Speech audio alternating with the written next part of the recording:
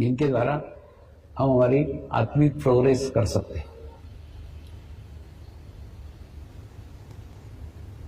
लेकिन उन मार्गों से हम आज विमुख हो गए। जिस प्रकार से उनका अवलंब करना चाहिए वैसा अवलंब नहीं करते।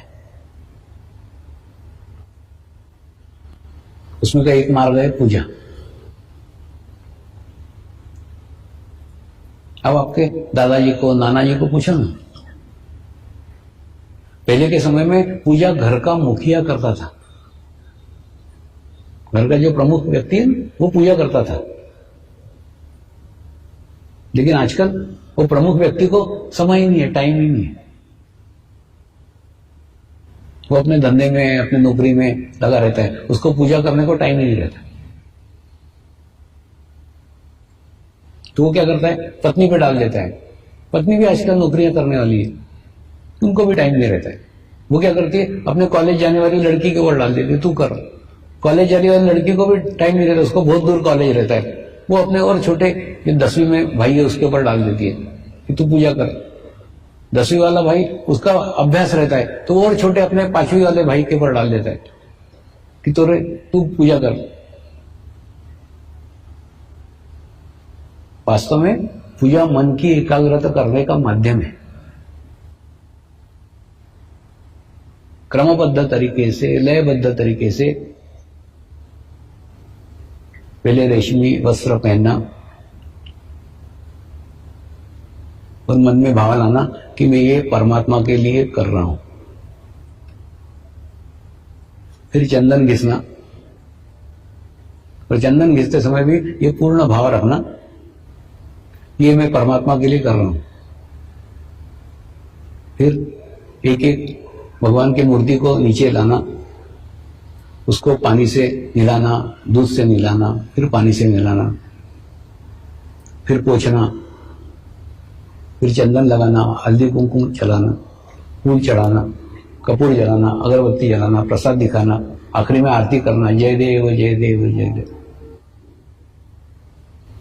यानी क्रमबद्ध तरीके से, लयबद्ध तरीके से मन को एकाग्र करने का माध्यम पूजा है। लेकिन आज इस माध्यम से हम विमुख हो गए, वंचित हो गए हैं। आजकल पूजा करने को किसी को टाइम ही नहीं है। सबसे घर के छोटे बच्चे को पूजा करने को बोलते हैं। वो बच्चा भी मजबूरी में करता है, उससे छोटा कोई होता ही नहीं, तो सब भगवानों को देता है, खड़खड़ खड़खड़ खड़खड़ होता है, रख देता है। अच्छा, घर के लोग भाषा भी ऐसे ही बोलते हैं, बर्तन मांज डाल, कपड़े धो डाल, पूजा कर डाल। यानी बर्तन मांजने में और पूजा करने में कोई भेदभाव नहीं है, दोनों समान है, एक जैसे काम है। तो पूजा जैसा सशक्त माध्यम आज हम खो चुके हैं।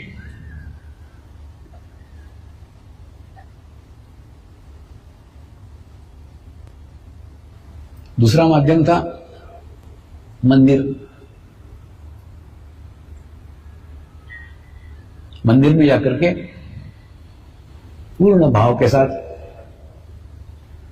मूर्ति से अपना संबंध स्थापित करना।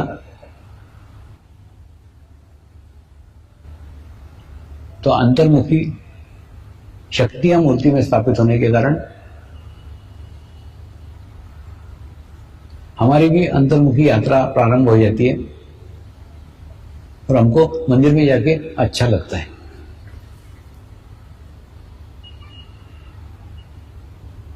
लेकिन वो माध्यम भी हम खो चुके हैं। हम मंदिर में मन की एकाग्रता के लिए, मन की शांति के लिए जाते हैं, हम मांगने जाते हैं। मेरा ये काम कर दो, मेरी ये समस्या दूर कर दो, मेरी ये प्रॉब्लम दूर कर दो।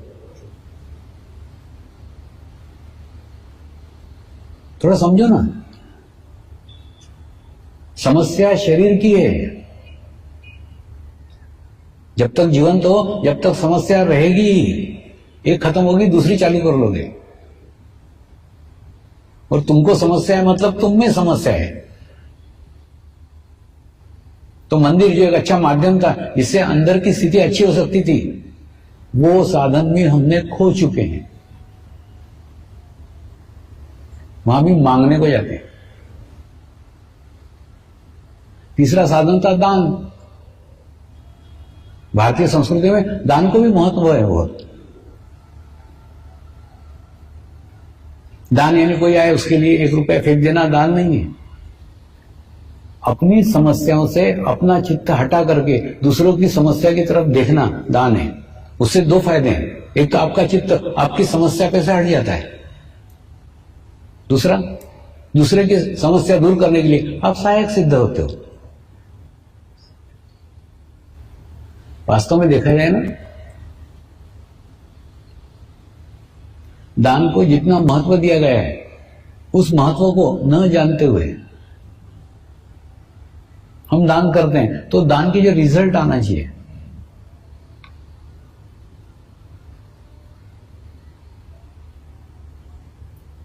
जो परिणाम आना चाहिए, वो हमारे जीवन में नहीं आते।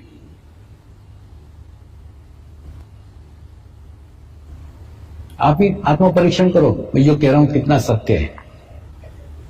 हम दान इन्वेस्टमेंट करने जाते हैं और बोलते भी 1 रुपया दोगे तो 10 लाख मिलेगा। मैंने वो कोई म्यूचुअल फंड है क्या?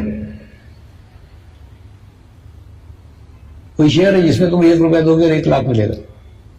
यानी ये इन्वेस्टमेंट करने जा रहे हैं, दान नहीं है, ये इन्वेस्टमेंट है कि मैं 1 रुपया दूंगा तो मेरे को 1 लाख मिलेगा। ये इन्वेस्टमेंट है, ये दान कहां हुआ?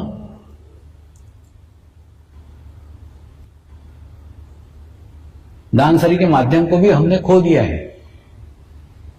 दूसरा, मेरा ये काम कर दोगे तो मैं इतना चढ़ावा चढ़ाऊंगी, मतलब रिश्वत। भगवान को भी नहीं छोड़ा रे बाबा। एक जगह तो छोड़ो, डाकन एक घर छोड़ के कल की तुमने एक जगह भी नहीं छोड़ी, वो मंदिर को भी वहां रिश्वत का रूप बना दिया कि मेरा ये काम कर दोगे तो मैं इतना चढ़ावा चढ़ाऊंगी, इतना पैसा दूंगी, इतना दान करूंगी, इतना। तो दान इन्वेस्टमेंट नहीं है, दान रिश्वत नहीं है।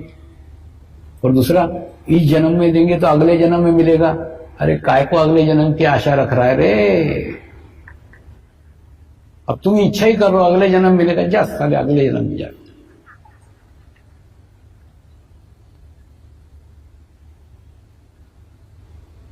क्यों अगले जन्म का सोचते हो? तुम्हारी सोच ही कैसी? देखो, दान को भी अगले जन्म में मिलेगा, इस जन्म में दोगे अगले जन्म में मिलेगा। चौथा, अपने पाप कर्म कम करने के लिए दान करते हैं, है ना? कई साधु संत बोलते हैं, तूने इतना पाप किया 1 लाख रुपए दान कर, पाप मुक्त हो जाएगा। इतना दान किया 10 लाख रुपए दान कर, मुक्त हो जाएगा। ये कोई बनने का चोपड़ा है क्या कि कम हो जाएगा, घट जाएगा? जितना पाप किया उतना भोगना ही पड़ेगा, वो कुछ नहीं कटने वाला है। कोई पैसे से पाप कटेंगे क्या? तुमने जो पाप कर्म किए वो तुमको भोगना ही पड़ेंगे। पैसे के दान देके उससे दान से वो नहीं कटौती हो सकती है। तो दान पाप कर्म काटने का माध्यम नहीं है, दान इन्वेस्टमेंट नहीं है, दान अगले जन्म में मिलेगा ये नहीं है, दान रिश्वत नहीं है। दान सरी के पवित्र शब्दों को भी सत्यानाश कर डाला।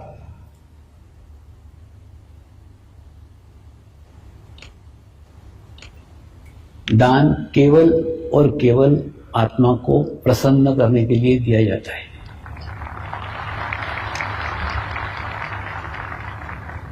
₹1 दो, लेकिन किसी को बताने की आवश्यकता नहीं, किसी को दिखाने की आवश्यकता नहीं, और आप इसलिए दे रहे हो कि उससे आपके मन को अच्छा लग रहा है।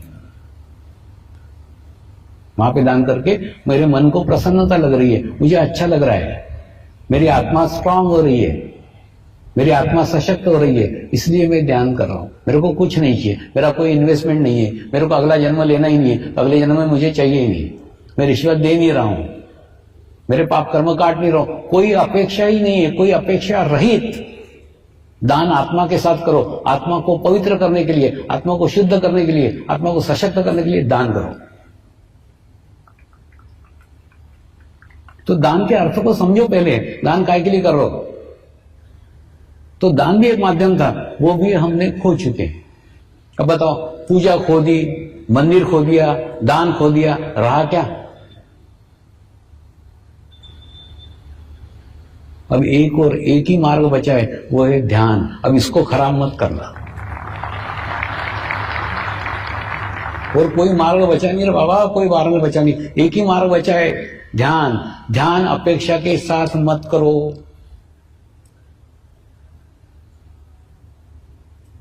सारे माध्यम तुमने गंदे कर डाले, सब माध्यम दूषित कर डाले, सब माध्यम अशुद्ध कर डाले, अपवित्र कर डाले, इसको अपवित्र मत करो। ध्यान कोई अपेक्षा के साथ मत करो। ध्यान करने से मेरा ये हो जाए, कुछ नहीं होगा तुम्हारा। तुम्हारे आत्मा को सशक्त होगा, आत्मा स्ट्रांग होगा, आत्मा मजबूत होगा, बस इसके लिए ध्यान कर रहे हैं। आत्मा की प्रसन्नता के लिए ध्यान करो, बाकी कुछ नहीं चाहिए। मैं इस मार्ग में कोई अपेक्षा से नहीं आया, लेकिन आज उस स्थिति में हो कि मेरे को पाने के लिए जीवन में कुछ नहीं रह गया, ये स्थिति तुमको मिलनी चाहिए।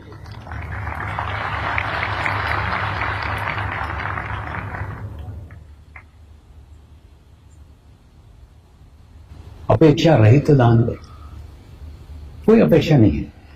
मैं थोड़ा समझाता हूं। अपेक्षा सारे साधना का सत्यानाश कर देती है, सारे ध्यान का सत्यानाश कर देगी, सारे साधना का सत्यानाश कर देगी, सारे समय का बर्बाद कर देगी। क्यों? थोड़ा समझ लो। अपेक्षा का संबंध आपके शरीर के साथ होता है, आत्मा की कोई अपेक्षा नहीं होती। आत्मा को कुछ नहीं चाहिए। ध्यान आत्मा का परमात्मा से संबंध स्थापित करने का शुद्ध और शुद्ध माध्यम है। उसमें अपेक्षा ला करके उसको अपवित्र अशुद्ध मत करो रे बाबा, आखिरी मार्ग है ये।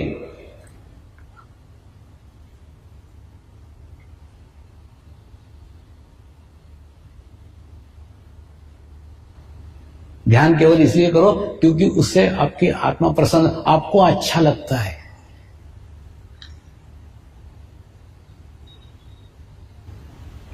क्या होता है, मेरे को तो सब दिखते रहता है, और जो सब दिखते रहता है ना, वही तुम्हारे सामने रख रहा हूं। इसमें ना दो प्रकार के साधक हैं। एक साधक है, वो कोई ना कोई अपेक्षा लेकर के आते हैं, मेरा ये कार्य हो जाना चाहिए, मेरा ये काम हो जाना चाहिए। आते हैं, ध्यान में आते हैं, और वो कार्य पूर्ण होने के बाद में ध्यान छूट जाता है।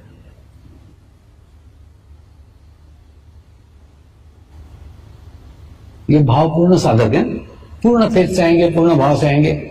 छप्पर लगे फटने तो प्रसाद लगे बटने।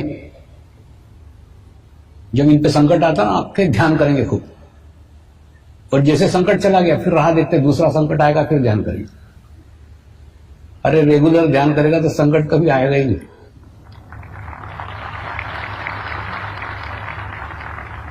वो दूसरे बुद्धिवादी साधक है। बुद्धिवादी साधकों की खूब प्रगति हुई है, आध्यात्मिक खूब प्रोग्रेस हुई है। उनका कोई विश्वास ही नहीं है इस चीज पे कि ध्यान करने से कोई अच्छा हो सकता है, ध्यान करने से कोई भला हो सकता है। तो उसके कारण क्या, उनके कोई अपेक्षा ही नहीं है। वो ध्यान सिर्फ इसलिए कर रहे हैं, ध्यान करके टेंशन मुक्त रहते हैं, ध्यान करके बीपी कम होता है, ध्यान करके शुगर कम होती है, ध्यान करना अच्छा लगता है, रिलैक्सेशन होता है। बस इतने के लिए ध्यान करते हैं। बाकी कुछ मिलना चाहिए, मिलना कुछ नहीं रहता है। तो उनकी अच्छी प्रोग्रेस होती है, अच्छी प्रगति होती है। तो अपेक्षा लेकर के ध्यान मत करो ना।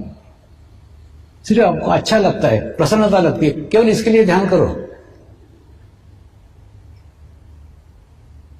थोड़ा समझो, मनुष्य के कार्य करने के ना दो स्तर हैं। एक शारीरिक स्तर पे कार्य है, तो शारीरिक स्तर के ऊपर तुमको कार्य करते आएगा। एक आत्मिक स्तर पे कार्य है, आत्मिक स्तर पे करोगे तो खूब विशाल कार्य तुम्हारे माध्यम से, तुम्हारे हाथ से हो सकता है। ठीक उसी प्रकार से तुम अपेक्षा करोगे तो जितनी तुम्हारी औकात है, जितनी तुम्हारी दृष्टि है, जितना तुम्हारा क्षेत्र है, जितनी तुम्हारी पहुंच है, उतना तुमको मिलेगा। और अपेक्षा रहित कार्य करोगे, इतना मिलेगा कि रखने को भी जगह नहीं रहेगी। और ये किताबों की बातें नहीं, जीवन तो मेरे अनुभव बता रहा हूं। इस मार्ग में कोई अपेक्षा से नहीं आया था, आप भी कोई अपेक्षा से मत आओ। एकदम करके तो देखो, अपेक्षा रहित जीवन एक 45 दिन करके देखो, 45 दिन में दुनिया बदल जाएगी।